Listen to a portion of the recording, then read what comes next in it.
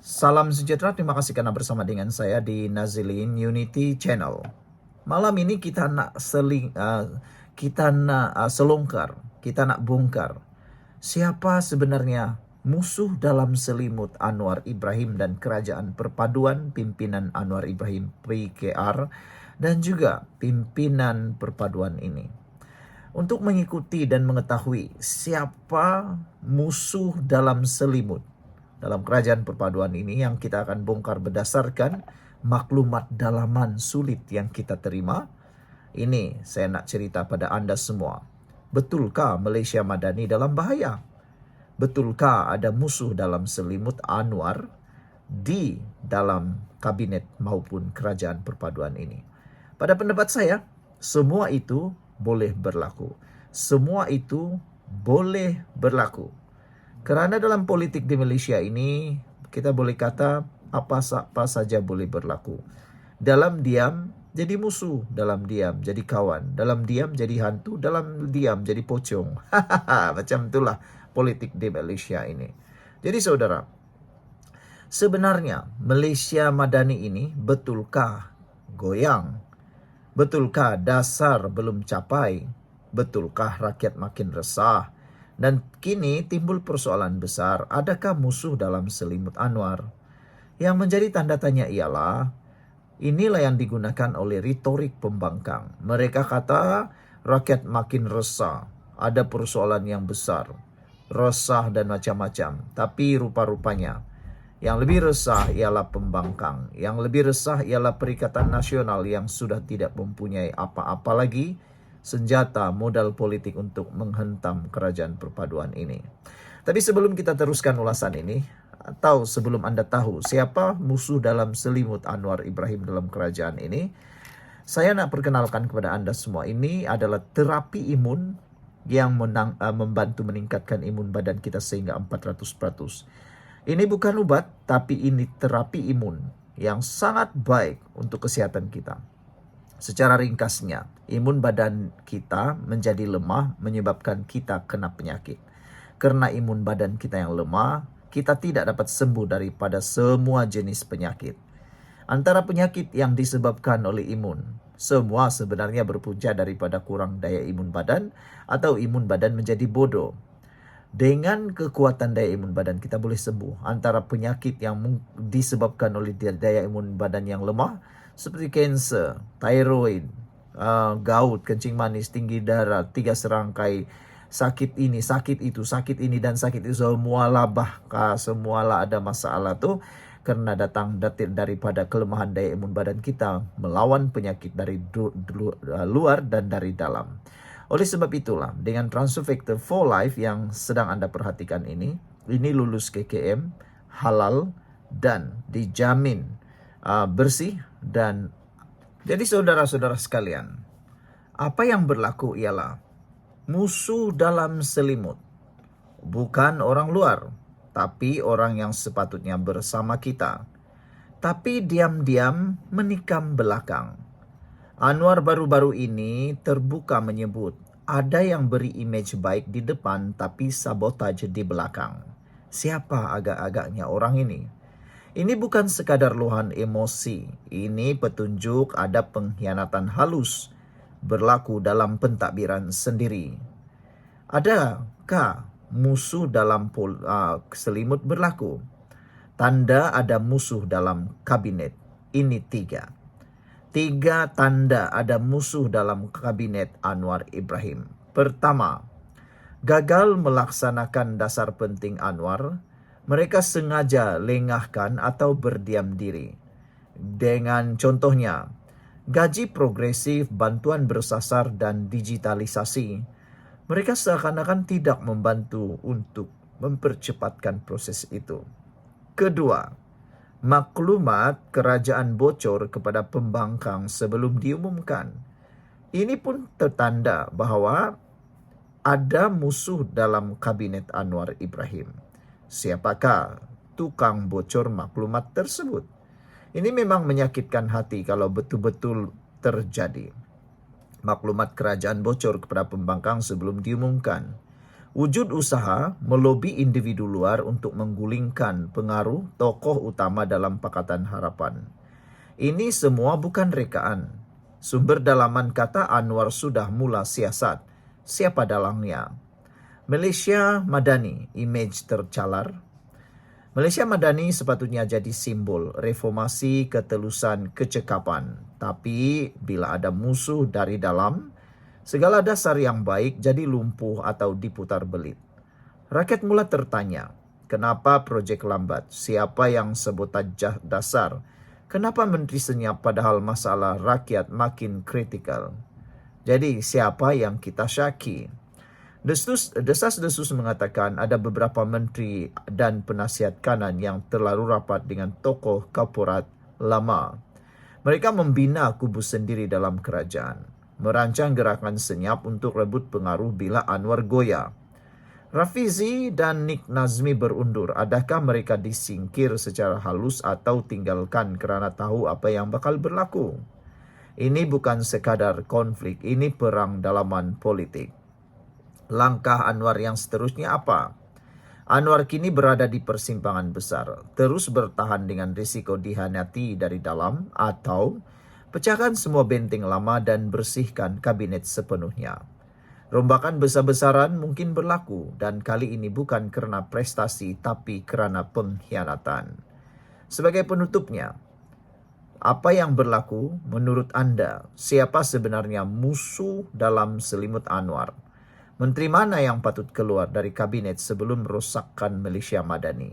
Tulis pendapat anda di ruangan komen, tekan like, subscribe dan kongsi video ini jika anda mahu Anwar bersihkan pentadbiran sebelum terlambat. Malaysia Madani bukan sekadar slogan, ia sedang diuji dan ancaman paling besar datang dari dalam. Sekian dulu untuk kali ini, jangan lupa tinggalkan komen anda. Salam sejahtera, terima kasih karena bersama dengan saya di Nazilin Unity Channel. Siapa target Anwar seterusnya? Kabinet Anwar mula bergegar. Saya sebenarnya suka kalau Anwar Ibrahim membuat rombakan ataupun penambahbaikan kepada kabinet beliau. Tidak semestinya rombakan itu membawa keburukan. Selalunya rombakan juga boleh membawa kebaikan. Yang pastinya, orang yang mungkin akan menjadi sasaran target seterusnya ini, saya akan beritahu kepada anda siapa identiti mereka. Tapi sebelum itu, sila tinggalkan komen anda. Adakah anda setuju kalau Anwar Ibrahim merombak kabinet beliau? Kerana kemarin Anwar Ibrahim sudah menegaskan dalam ucapannya, sama ada beliau disokong atau tidak, beliau akan laksanakan tugas beliau. Anwar Ibrahim juga sudah menegaskan bahawa siapa yang melakukan jenayah, meskipun itu pembangkang atau kerajaan, akan ditangkap bila-bila masa. Jadi, siapa target Anwar Ibrahim? Saudara-saudara sekalian, lepas Rafizi dan Nik Nazmi keluar, kabinet kini dikatakan sedang bergoncang. Tapi siapa target Anwar yang seterusnya? Siapa akan tersingkir dari gelanggang kuasa? Anwar sebenarnya akan memberi isyarat jelas. Kata Anwar Ibrahim, dia telah pun menyatakan, saya akan buat kerja saya walaupun tanpa sokongan.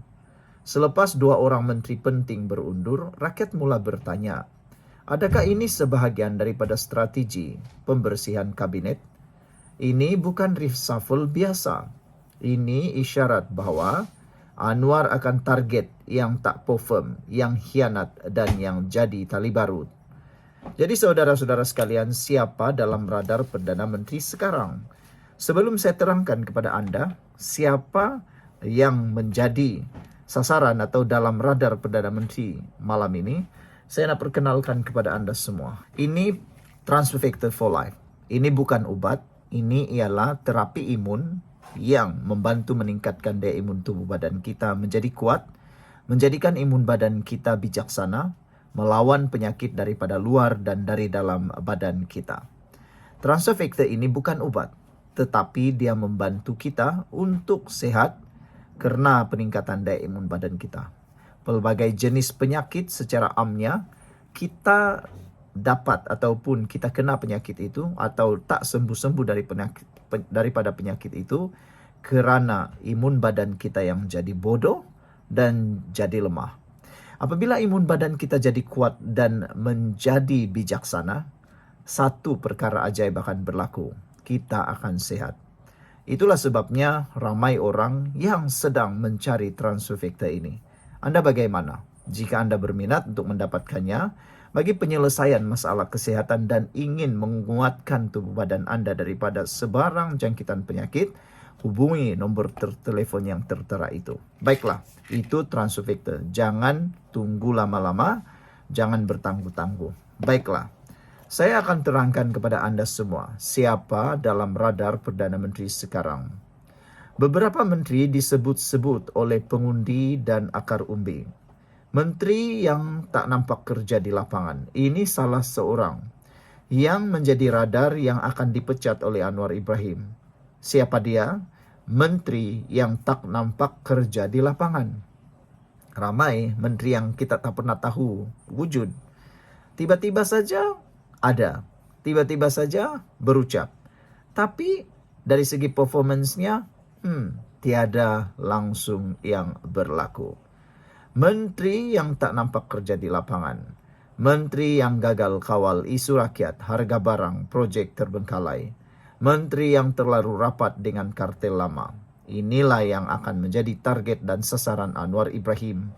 Semua orang ini saya setuju kalau mereka semua dibuang ataupun dipecat atau digantikan daripada kabinet. Menteri yang tak nampak kerja di lapangan, menteri yang gagal kawal isu rakyat seperti harga barang, proyek terbengkalai, dan menteri yang rapat dengan kartel lama. Semua ini adalah menteri yang tidak performs. Jadi buat apa simpan kalau tak perform? Ada bisik-bisik dalaman mengatakan Anwar sudah ada senarai nama. Cuma tunggu masa dan timing untuk gugurkan. Tanda-tanda rombakan besar akan berlaku. RMK 13 akan dibentang Julai ini. Ini waktu paling strategik untuk reboot kabinet. Masukkan muka baru. Gugur yang lemah, malas dan dua muka. Rombakan bukan sahaja dijangka di Pakatan Harapan, tapi kemungkinan juga dalam Kem Barisan Nasional dan GPS. Isu dalaman makin panas. Ada yang mula lobi belakang. Ada juga yang dah mula buat damage control. Anwar antara risiko dan prinsip. Sama ada menggugurkan menteri bersamaan risiko politik. Sebenarnya Anwar Ibrahim sedar kalau dia gugurkan menteri ini menjadi risiko besar dalam politik, karier politik beliau. Tapi simpan menteri lembab bersamaan dengan risiko hilang kuasa pada PRU akan datang. Jadi, mana satu yang Anwar akan pilih? Anwar sekarang perlu pilih populariti kah atau integriti? Kalau nak pilih populariti, itu jauh sekali daripada yang kita kehendaki. Tapi bila pilih integriti, itu sebenarnya akan menang juga akhirnya. Berdasarkan nada ucapan Anwar sekarang, Anwar akan pilih bersih dan berani. Itulah watak sebenar Anwar. Adakah Anwar akan umum rombakan dalam masa terdekat? Berdasarkan maklumat dalaman, rombakan kabinet boleh berlaku seawal akhir Jun atau awal Julai. Fokus akan diberikan kepada Kementerian Ekonomi, Pembangunan dan Pendidikan. Individu teknokrat mungkin akan dibawa masuk untuk menguatkan imej kabinet Madani. Anwar dijangka akan memberi kenyataan khas ini dalam masa yang terdekat. Wow, ini cukup luar biasa. Persoalan besar untuk Anda semua yang menonton konten kali ini, menurut Anda, siapa yang patut disingkirkan daripada kabinet sekarang? Menteri mana yang gagal jalankan tugas? Tuliskan komen Anda di ruangan bawah kali ini. Dan jangan juga lupa tekan like, subscribe, dan kongsi video ini jika Anda sokong pembersihan total dalam kerajaan. Kabinet Anwar sedang bergegar, yang goyang akan gugur, yang kuat akan kekal. Siapa target seterusnya, kita akan tahu tak lama lagi. Jadi saudara-saudara sekalian, Anda boleh coba meneka siapa agak-agaknya menteri yang akan digugurkan itu. Pada hemat Anda, siapa yang akan menjadi mangsa kali ini. Sudah tentu, seperti yang saya sudah huraikan tadi, yang paling kita nak lihat ialah menteri yang tak kerja di lapangan, hanya buat bising saja. Menteri yang gagal kawal isu rakyat harga barang projek terbengkalai, dan menteri yang terlalu rapat dengan kartel lama, dan pastinya kita nak tengok menteri-menteri yang tidak perform digantikan segera. Sekian dulu untuk kali ini. Jangan lupa tinggalkan komen Anda.